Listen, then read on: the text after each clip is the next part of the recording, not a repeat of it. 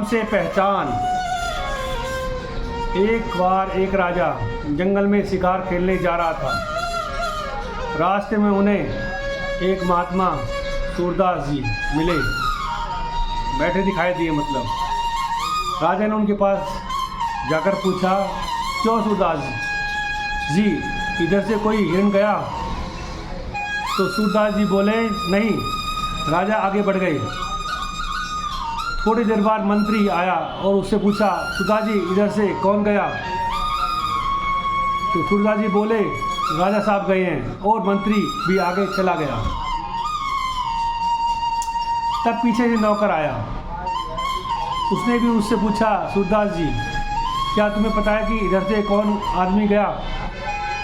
तो सूरदास ने कहा, हाँ आदमी राजा और मंत्री गए हैं। नौकर ने पूछा, तुम्हें ये कैसे मालूम हुआ कि राजा और मंत्री गए हैं? सूरदास जी बड़े उत्साह से जवाब दिया, उनकी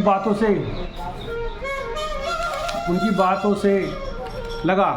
नौकर ने ये जानकर समाचार जब राजा को सुनाया तो राजा बड़ा प्रसन्न हुआ और सूरदास जी को अपने यहाँ बुला लिया।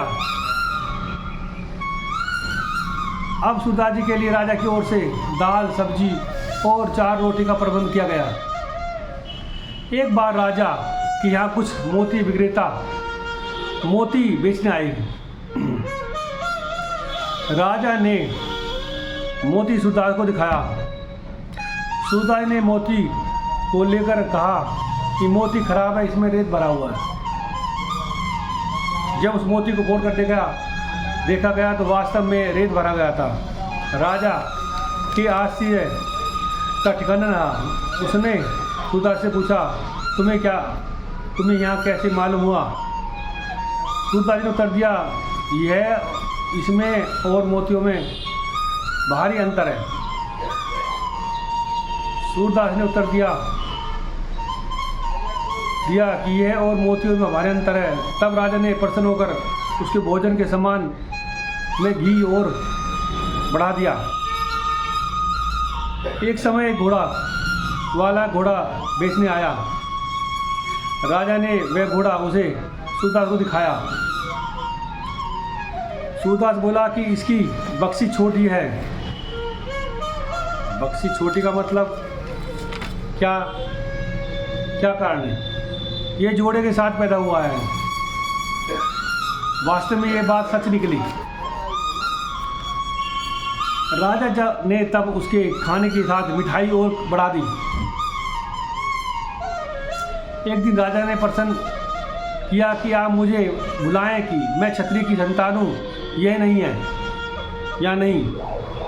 सूरदास बोले, नहीं, तुम वैश्य की संतान हो। राजा ने पूछा कि कैसे? सूरदास बोला कि अगर तुम क्षत्रिय की संतान होते तो मुझे 1000 लाखों रुपए पुरस्कार देते। तुम बनिया की संतान हो, कभी दूध कभी मिठाई देने का तुमने व्यापार किया है। और क्षत्रिय की संतान होते तो क्षत्रिय क्या करते हैं कि वो दान करते हैं, जनता की सेवा करते हैं। वो अपने जनता की सेवा के लिए सब कुछ खोल देते हैं। और आप क्या करते हो? तब मिठाई और कपड़े लत्ते देते हो। यह सुनकर राजा बड़ा प्रसन्न हुआ और सूरदास की सबसे बड़ी सेवा होने लगी।